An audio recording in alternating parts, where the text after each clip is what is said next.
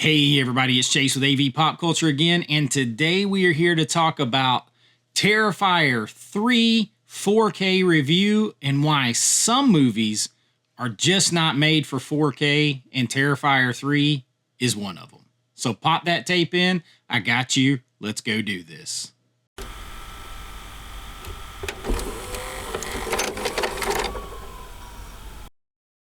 All right, so Terrifier 3 Christmas horror movie, kinda.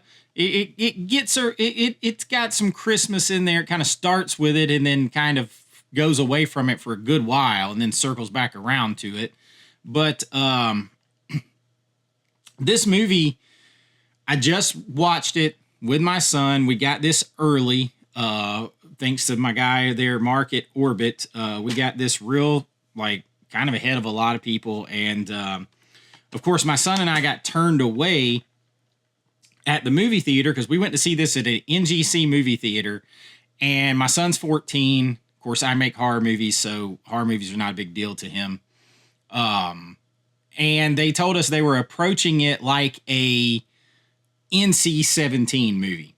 So they wouldn't even let him in with me. So we were able to get this a little bit early. Of course, if you guys follow me, I know like some of the producers on this film, the Fuzz on the Lens guys, Michael Levy, they've been behind these films since the start. We worked together on Penance Lane, Tyler Main's film, and they were involved in my Hollywood South Film Festivals. They had some great films there, first couple years of that. So known these guys for a while, so proud of what they've accomplished and everything else is just absolutely awesome.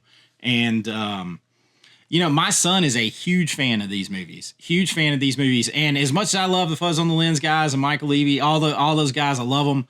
I'm not a gore hound. So these movies aren't really in my wheelhouse. I do like the fact that they've taken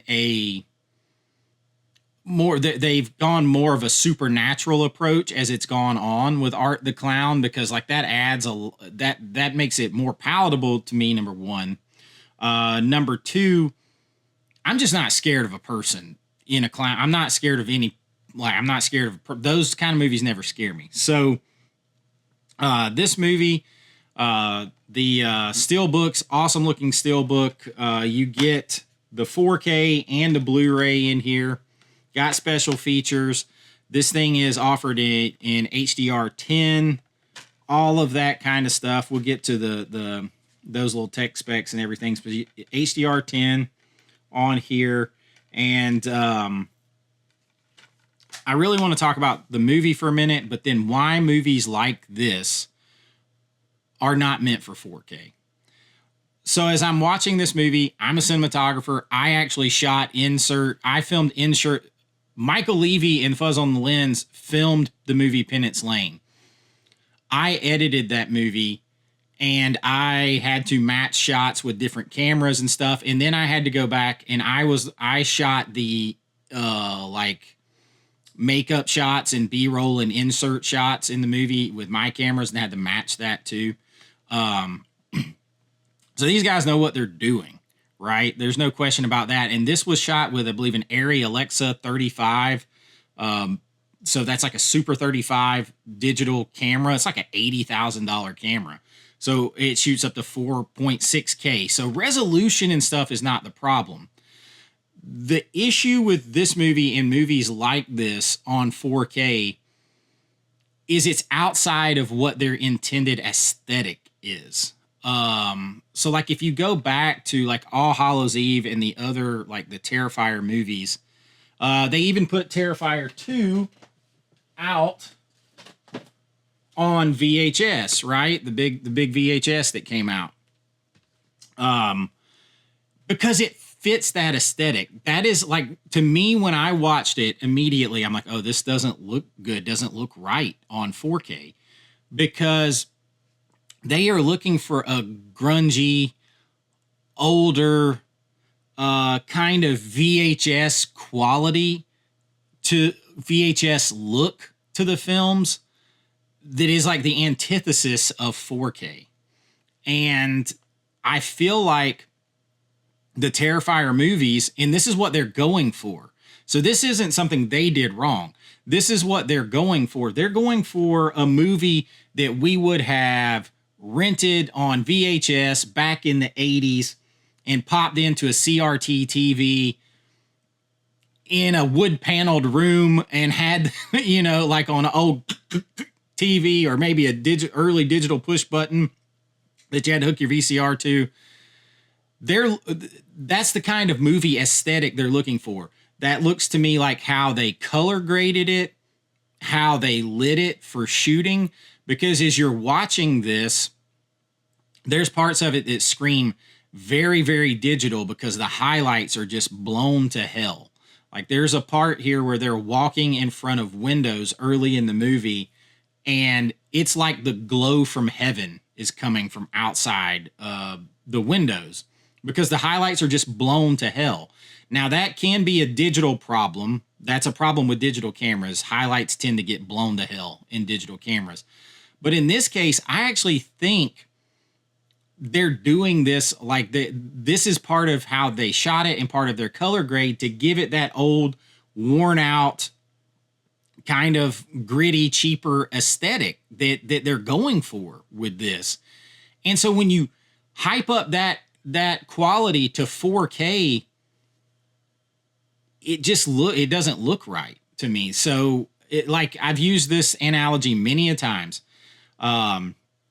When there's like a bad film out there, like people are like, how come it just was a Blu-ray and how come not a 4K? And I'll be like, well, it's kind of like driving in the bad fog, right? Your first inclination is turn the lights brighter so that you can see more because it's so hard to see in the fog. But if you do that, all you see is way more fog. You see way more problems. And if you keep them on low beams, it's tighter, it's focused. You don't have as big a field of view, but you can really see what you're supposed to see. The road right in front of you. To me, the aesthetic with this movie is the low beams. Like they want you to focus on the things that you're supposed to focus on.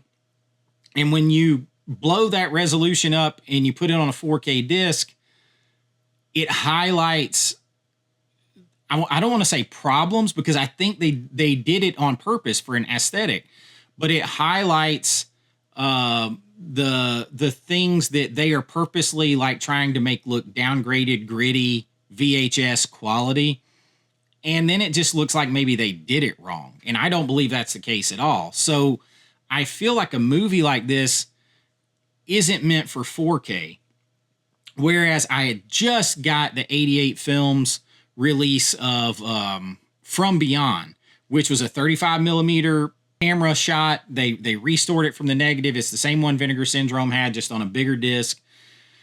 And when you watch that, I'm going to put up a little bit of it here. When you watch that, now keep in mind, all of my footage is my normal disclaimer. It's my 4K camera recording a 4K TV screen. So your mileage may vary. It's just for pure reference. That's all, so you get a visual of what I'm talking about.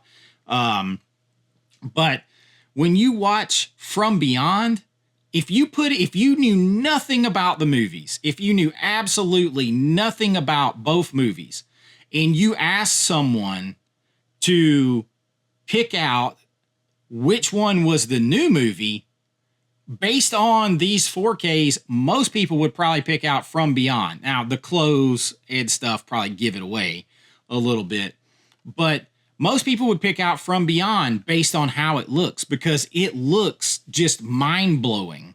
The colors are so crisp. Everything is just, the lights, all of it is just mind-blowing. It is everything a 4K is supposed to do with a restoration. And on this one, it highlights the fact that they muted colors down, that they kind of gave it a grainy sauce to it, like just a grittiness to it. A VHS aesthetic to it is exactly what they did. That's what they were shooting for, and they were successful.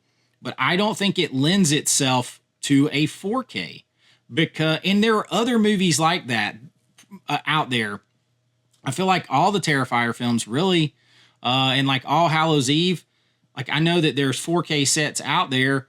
I would argue probably the best way to watch those movies is a VHS or a DVD and hook it to a CRT TV. I think that's where you're going to get the most immersive feeling from these movies, because I think that is what it's going for. That's the type of movie it is. That's the type of vibe it's trying to give.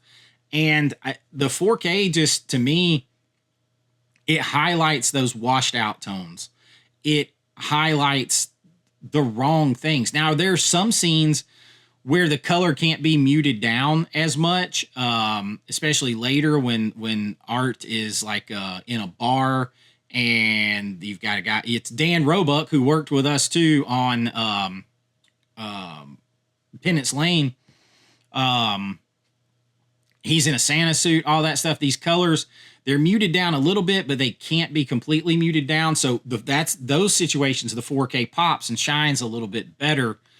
But overall, I think the 4K is in opposition to how they shot it and the aesthetic that they are going for with this movie. And so, like, this is one I can't necessarily recommend this 4K. I would recommend the Blu-ray on it, or if there were a DVD or VHS, I would recommend that. I would recommend, if you have the option, I would maybe go with, I mean, there's nothing wrong with going with this 4K, but it's not going to show off what a 4K system can do. And I really think it's at odds with the filmmaker's vision of the movie. I don't think it's ever supposed to be seen in such clarity. And with the color grade they put on it and the lighting they put on it, when you upgrade it to 4K, it just kind of highlights problems that are inherent to the aesthetic that they were going for.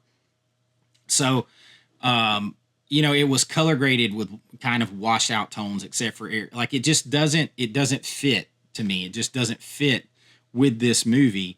But I mean, if you're a big fan of this movie, get it in all kinds of formats, whatever you want. I just would say, I think I would rather watch this movie on a VHS than this 4K. And I say that with all love to my guys, because I think it's actually a credit to them that the 4K doesn't suit what they're doing, because that means they pulled off the aesthetic and the vibe and the look that they were going for so good that it doesn't fit with the newest technology. In my opinion, the newest technology doesn't give you the best bang for your buck when you're watching Terrifier 3. And honestly, that's a credit to them as for the filmmaking side of this that they went for. So it's not a knock on them. It's actually not a knock on the 4K. I just don't think the things go together. I just don't. It's just two things that don't go together for me. But the movie itself, again, like, there are parts of it. I love the comedic parts that they add into with Art the Clown. And I don't want to say that they need to go like full goofy Freddy, like when Freddy Krueger went further. But I think the more you make Art the Clown like kind of like goofy, or not goofy, but like comedic and a smartass and ironical and all of that kind of stuff, I honestly think you could go further with that and like kind of pull back just a little bit on the gore, and you would probably reach an even broader audience, and it would make Art the Clown even more like, there's a chance if you did that Art the Clown literally in the minds of most people will become like up there with Freddy Krueger and stuff like that, because some people say he's there. He's not there yet. There's a lot there. It's not like you can say Nightmare on Elm Street or Freddy Krueger to just the average person walking, and they have heard of them regardless of whether they are probably 15 or 70. They've heard of him, even if they've never watched the movie. Art the Clown's not there yet. He's not. But he could be. And I feel like if you focused a little more, there are parts where like my son was laughing, like where he's listening to these two and this girl and this guy this in college, and she's trying to get him to do what she wants to by using sexuality or whatever, and he's back there kind of like miming, being goofy to what they're talking about. There are those things that I think you could go further with him and make him, and then pull back on the gore just a little bit, because you could pull back on the gore 50% and it's still more gory than 90% of movies out there. So I feel like you could pull back on the gore just a little bit. You don't have to keep trying to top yourself on the gore, and you could go into more of Art the Clown's personality. You know, I like where you're going with the supernatural aspect. Obviously, Freddy Krueger was supernatural. He couldn't have kept coming back and everything else. So you can go forward with the supernatural aspect of Art the Clown and sort of continue to give him more of that personality. And I think he's going to be accessible to more and more. And you're going to go from $50 million at the movies, which is freaking incredible for a movie that cost a couple $1,000,000 to make. But you could literally go from 50 million to 100 million and into way more mainstream, way more consciousness of the average public, which would, you know, create this icon for decades to come, like Freddy, if you just pull back a little bit on some things and go forward on some things. Because even my son was like, this is a little much on some of it. Like, he's like, it's a little much. And he loves the movies.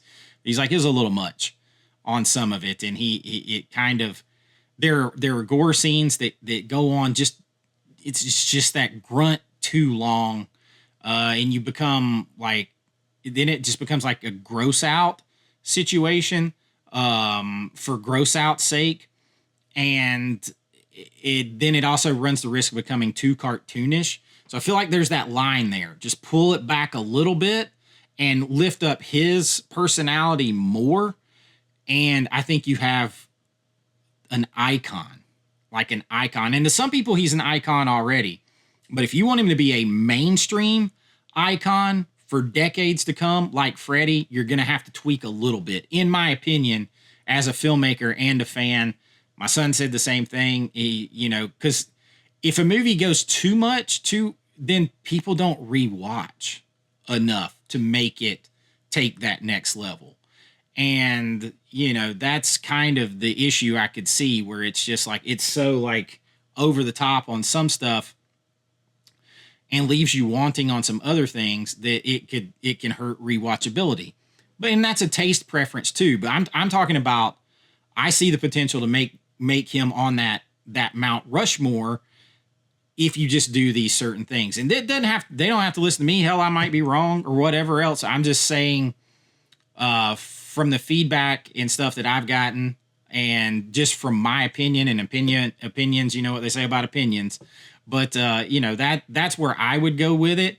And because I'd like to see an icon like that come out of, you know, the past, this kind of day and age. So if we give him more personality and pull back just a hair on the stuff that might turn away part of your audience or part of a potential audience, I think you could take off, because all the elements are there. But as far as the 4K, I would say, I mean, of course, and this comes with a Blu-ray, so you're going to have both choices. So, I mean, I guess in that situation, I would recommend this, but I would honestly rather see it in a lower resolution quality.